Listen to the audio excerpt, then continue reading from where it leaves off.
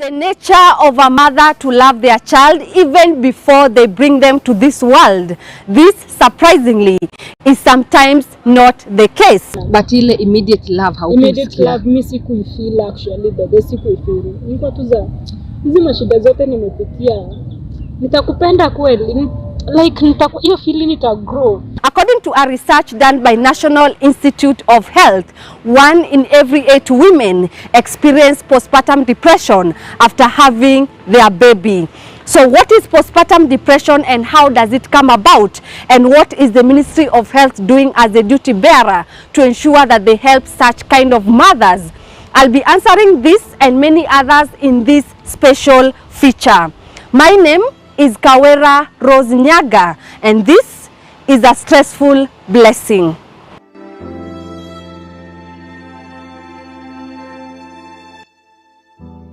I embarked on a journey to find Jane, not her real name, a young woman who has for the last 3 years battled postpartum depression.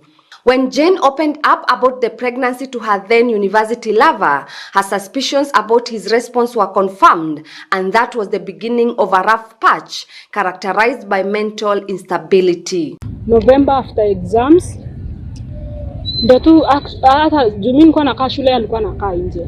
So hatukume kupatana na mimi, hata singemwambia tumeti kuna kitu yenye nataka kukuambia. Nilichukua tu simu yangu nikamtext, nikamwambia venye niko. Na nikamwambia mimi venye najua mzazi wangu anaweza kuwa so disappointed in me. Na nijipata hata na ameniambia kuna shule ananilipia. Nifanye nini niende kwa huyo kijana nilipiange shule? Mimi nikamwambia hivyo kila kitu. Sasa yeye mimi nilimtext WhatsApp na nikatoka. Na hiyo time nilikuwa na stress sana actually. Kazi yangu tu ilikuwa kulia every now and then. Nikifikiria tu ni shida gani nimejipata kwa yenyewe, nitajitoa huku aje. Sasa after kumwambia, aliniambia hakuna vile tunaweza deal na yenyewe. Mimi kuona tu hiyo text nikajua ni hivyo. Niko tu peke yangu sasa. Deche William, a psychologist at Befrienders Kenya, an organization that deals with suicide prevention, encourages education to young men about mental health and how it relates to early pregnancy. This, he says, will help them embrace responsibility. As an individual, we run away from what we don't understand, or we tend to attack what we don't understand. And therefore that could possibly explain the reaction to why the man would run away from that experience, because the lack of understanding. If we understand that they do not understand, it is up to us to educate and make them understand that it is a problem. Postpartum depression is a form of depression that a mother can experience within the first few weeks, months, or even up to a year after having a baby. So postpartum depression is depression that follows childbirth. So this is depression that happens after childbirth. But we're usually saying that it's not the person who has given birth to the child that is affected by postpartum depression, but it could be the father also who is in the relationship. It could be a surrogate who just gave birth to a child and they had to hand over that child. It could be a parents who are adopting children and now they have to stay with them. So postpartum depression could mean any depression after acquiring a child. 10 to 16% of women with postpartum depression begin experiencing symptoms during pregnancy. For Jane, suicidal thoughts sneaked in after the father of her unborn child refused to take responsibility. At some point, the pressure from the society became unbearable and Jane attempted to take her life and that of her child. There is this time yenye nishajaribu kujiua, yani najifinya tu shingo peke yangu juu ya stress niko nazo. Najifinya hata nikisikia uchungu, yani mimi si mind, like nataka tu nitoke kwa hii dunia. Just like kama nikutoa mtoto ni pia mimi nisi survive. Kama nikukufa acha tukufe sisi wote. Sasa nile tuna yani niko na stress. Hiyo siku nilijifinya shingo nika pass out. Na hakuna mtu alijianga huko. Juu hakuna msee hata alinipata. Vile tu nikakaa peke yangu, venye niligain conscious tena naamka. Nikaza bado niko hai. Mbona nisikufe tu mara moja? Si hata tu Mungu tu anichukue tu hata kivyake. Yaani anichukue tu hata isikuwe ni commit suicide kitu kaa hiyo. So nilikuwa tu nafikiria mara nyingine unapata nimechukua hata dawa ya kupulizia hizo maplants huko. Tena in my mind nilikuwa tu hapa nasifai kukunywa hizi vitu. Nijaribu ama nisijaribu? Sana najiambia tu nijaribu ama nisijaribu. Hilda Ayabei, a counseling psychologist at Befrienders Kenya, says the suicidal thoughts are a result of the untreated depression. So oftentimes suicide is a consequence or a symptom of an underlying mental health issue. So when it comes to postpartum depression, for someone to have a suicidal ideation has attempted suicide, it means that there is an underlying untreated condition. So what is the relationship between the two? Suicide was a consequence of postpartum depression. Susan also adds that the strong suicidal thoughts majorly comes about due to hopelessness. You want to kill the baby because you have no hope. Depression is a point where you have a lot of shame, anxiety, sadness, and hopelessness. So when you have no hope, then you don't see how tomorrow will look like. You see that you're a trouble to this baby. That's why you want to kill yourself. You're not good enough for this baby. Or you're seeing this baby, maybe is a baby who's been born with a deformity.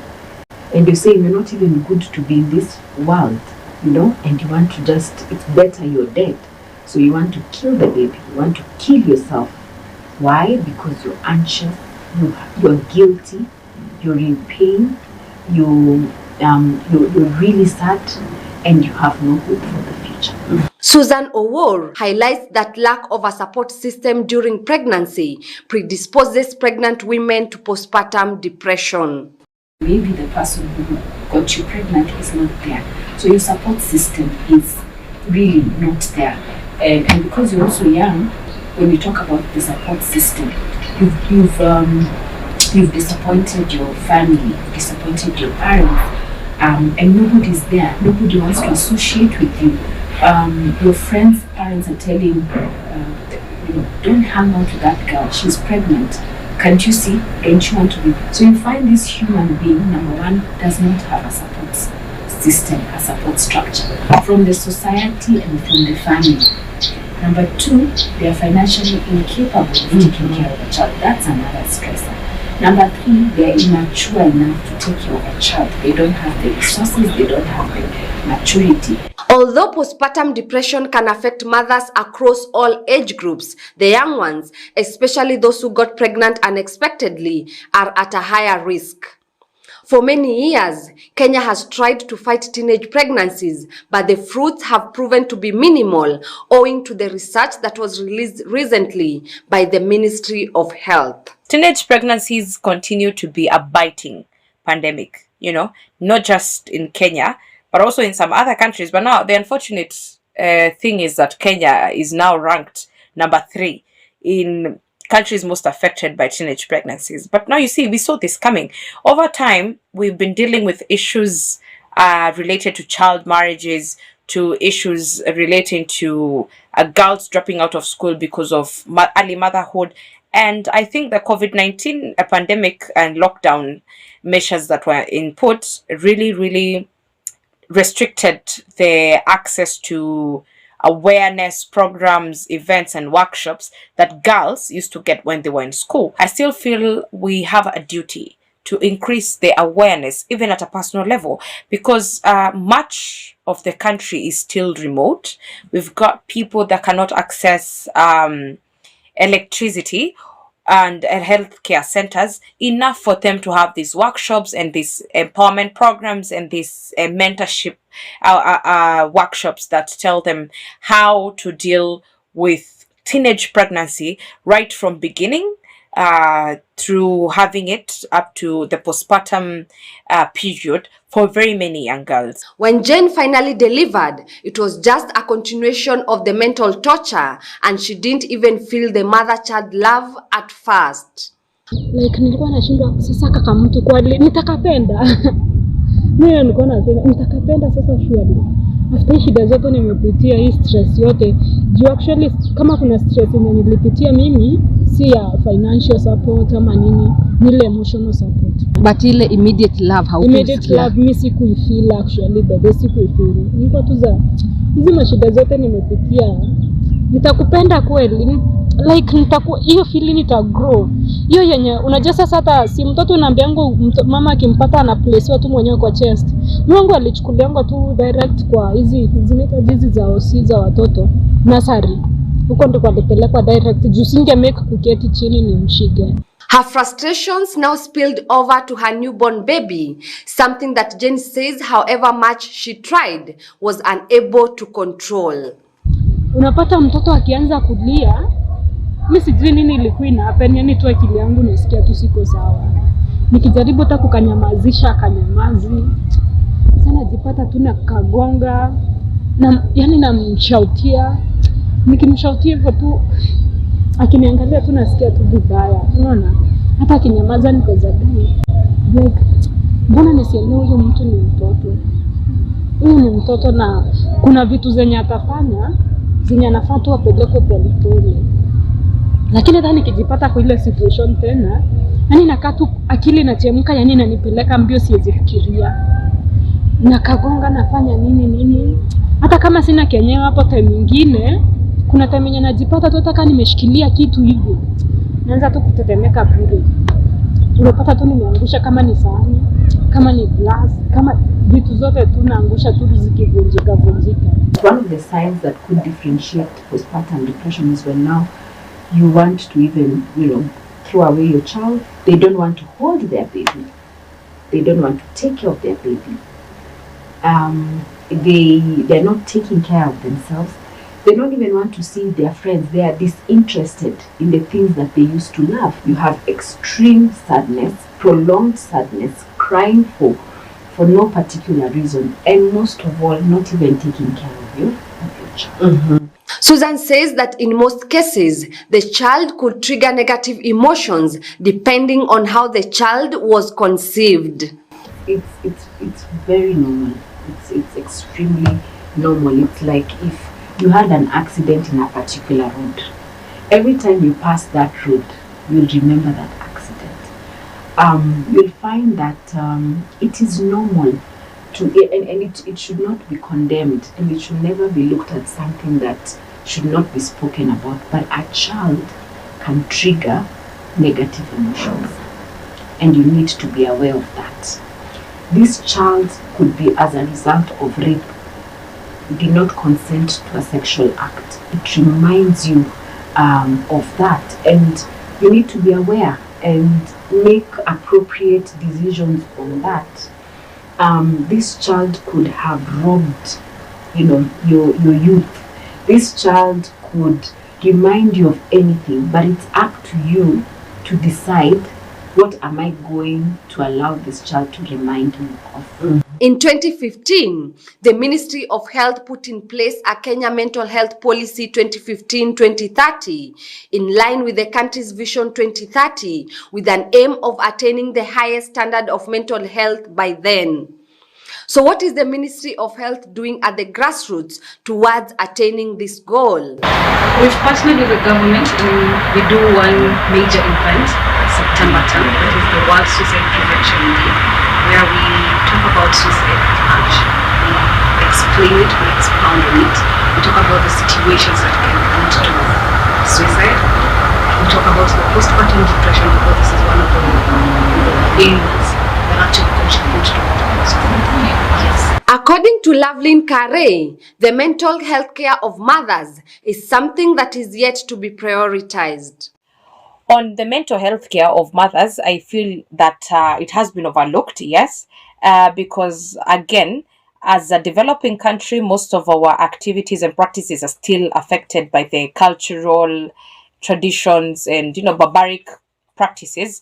And for a very long time, maternal health care and postpartum duties and issues have long been seen as a women's problem only. And most of the policy makers, even in the healthcare sector, are men.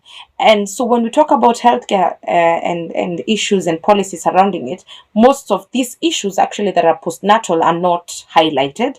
But at a time where we have more women stepping into public, government, and even private leadership spaces, I feel that we are going to be addressing these kind of issues so that women's healthcare and even mothers' healthcare in general is actually addressed. Although the Ministry of Health has made some steps towards realizing mental stability among mothers, there's still much that needs to be done. The ministry needs to provide a way of offer therapy na support kwa our mothers.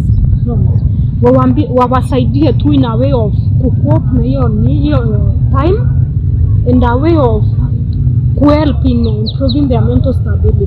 The leaders also have a critical role to play to ensure that the mental status of mothers is taken care of. Should I be elected into office as the MCA, I would totally take it up my initiative, because I think it is a responsibility of the member of county assembly to oversee the implementation of policies that have been suggested and even, passed. So once we take this kind of proposals to have workshop programs, to have awareness and counseling services that can be conducted through mobile services, because now we don't have so very many healthcare centers, especially in my ward. I think we have only 5 healthcare centers that are accessible, but they're not as effective as we would want them to be. Most of them do not offer the maternal healthcare services, and therefore it goes without saying that counseling and psychology is also not as much accessible as we would like. The good news is that postpartum depression can be treated and cured if the patient is willing to accept their condition and seek medical and counseling help. Postpartum depression, you will find that there is medication for that. Anti-anxiety therapies and medications, and medication for mental disorders that your doctor will prescribe accordingly. We also have, very importantly, now psychotherapy. And psychotherapy will include, in common words, saying talk therapy.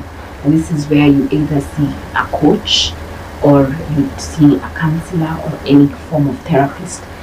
You want to really invest in talking. You want to express yourself. You want somebody who will listen to you. You want someone who will help you structure your thinking. You want someone to help you move forward. You also want to be in a group setting. You want to be in a social support setting.